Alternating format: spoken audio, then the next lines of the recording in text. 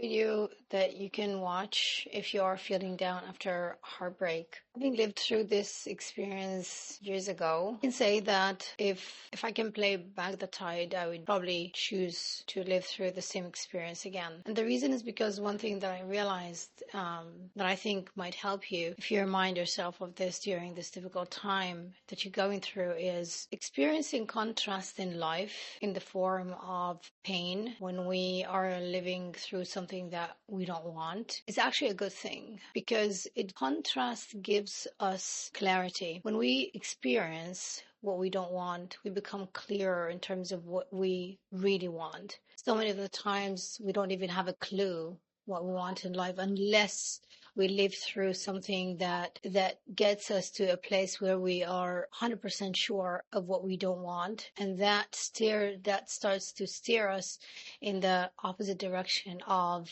going for the things that we really want. So what I'm saying here is that I would rather live a life that has pain as part of it than try to avoid all pain altogether because I don't want to get hurt. Pain is part of life. So trying to run away from it, it's like trying to cut part of life and throwing it away, and a very, very useful and valuable part of life. The other thing that was really helpful for me when I started watching YouTube videos and reading books is that realizing that pain is not permanent. No pain in life is permanent. Maybe going through this, you're feeling this pain now, but in a few weeks, in a few months, you are going to feel different. So I have no doubt that you are capable of getting over this, of going through this, and coming the other side of it. So that's not the question for me. I know that you are capable of this. I think the more important question to ask is, what can I do with this pain that could help me learn from it, do something, create something, so that when I look back a month, 3 months, 6 months from now, I could say, okay, I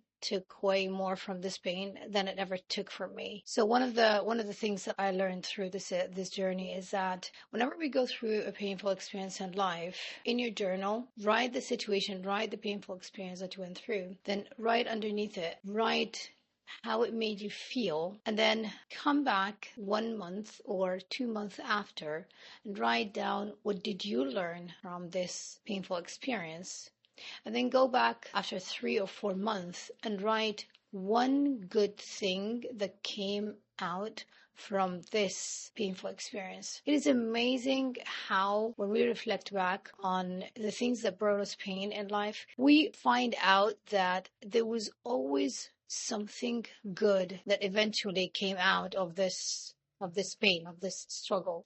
When we allow ourselves to open up, when we allow ourselves to accept the pain, to live through it, to feed it, to not run away from it, to actually dig deep and to find, so for me, one of the life-changing things that happened from that heartbreak is that finding out that I was anxiously attached. And so when I realized that, I started working on the pattern, which I thought it was just like a normal heartbreak. It wasn't. And that was one of the biggest changes, shifts that I had in my life. So be kind to yourself in the middle of this pain. Give yourself some grace. Give yourself as much self-compassion as possible, because we can be so hard on ourselves, especially people who are anxiously attached, because we take full responsibility of the end of a relationship. We think that it was because there was something wrong with us. And I'm here to tell you, and I'm a living example, I can attest to that. It's not because of you. This relationship is going to end one way or another. So instead of beating yourself up for it, just give yourself some grace,